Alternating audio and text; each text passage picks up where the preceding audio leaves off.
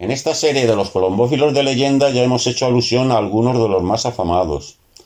Se ha hablado de los hermanos Jansen, de Stickelbaut, de Fabry, de Delbar, de Bricus, de los Catrice, de Stassart, de Van Braune y de algunos más. También nos hemos ido al origen, el doctor Ullen, al que se tiene como el creador de la paloma de carreras moderna. Y se ha dedicado un vídeo a Begé y otro a Comín, que obtuvieron respectivamente al Vendôme y al Napoleón, seguramente dos de los mejores palomos de la historia.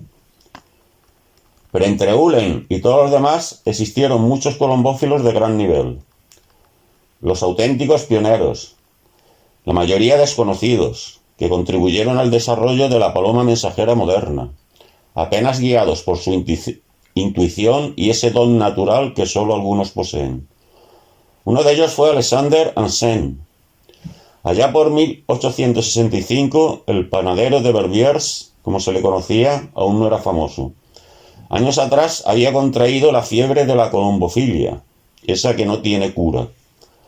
Casualmente mantenía una relación amistosa con un tal Rensonet, un millonario estadounidense que había viajado a Bélgica exclusivamente para adquirir palomas de los mejores palomares. Le compró a Hansen unas 25, por un precio muy alto para la época. Recordemos que estamos hablando de hace más de 150 años. Hansen era un colombófilo de los de antes, de esos que ya no hay, que no necesitaba estudios teóricos, que tan solo con observar a una paloma sin ni siquiera cogerla en sus manos adivinaba su valía. Alexander, el humilde panadero de Lieja, se deshizo también por una suma de dinero que no podía rechazar de su ode Nouan, o vieja Nouan.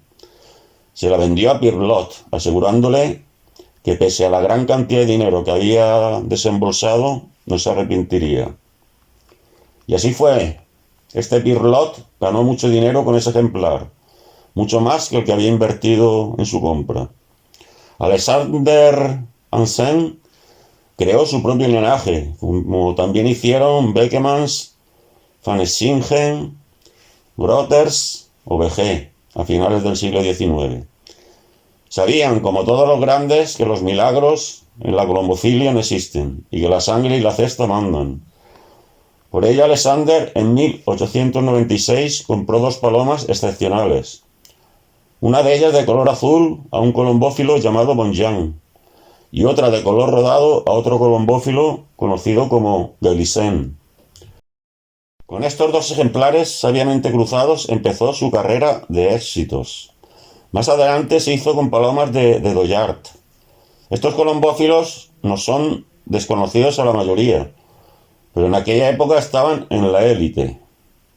El caso es que Hansen con estas tres líneas compuso la suya propia, algo que está reservado solamente a los más grandes. Las palomas de Alexander eran principalmente de color rodado, tanto claro como oscuro, y también algunas azules. Su tamaño era grande, su cola alargada. Poseían grandes carúnculas nasales en los ojos y en el pico. Hansen nunca mantuvo en sus palomares más de 60 ejemplares, lo que demuestra que lo importante no es la cantidad, sino la calidad. Su reproductora base fue la Blaue, o la azul, que había conseguido con los cruces de las tres líneas citadas. Esta hembra fue la madre y la abuela de sus mejores palomas.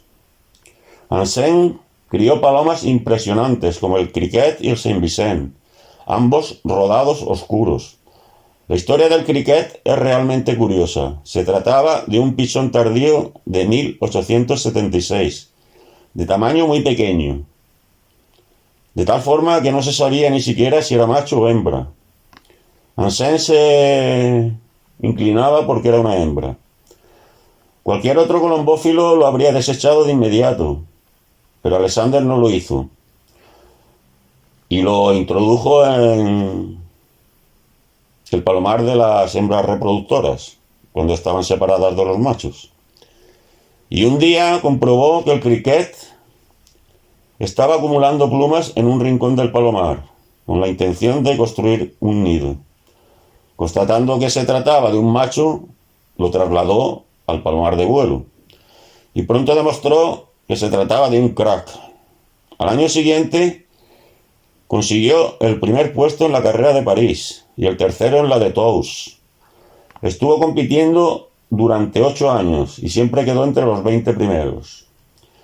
En 1878 obtuvo el primer puesto desde Issoudun y el cuarto desde Villeperdue.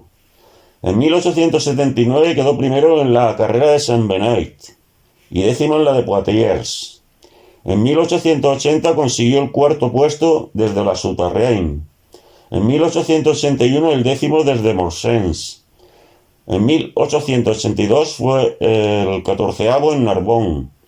En 1883, en el Gran Nacional de Bilbao, en España, una carrera durísima de larga distancia, también llegó entre los primeros.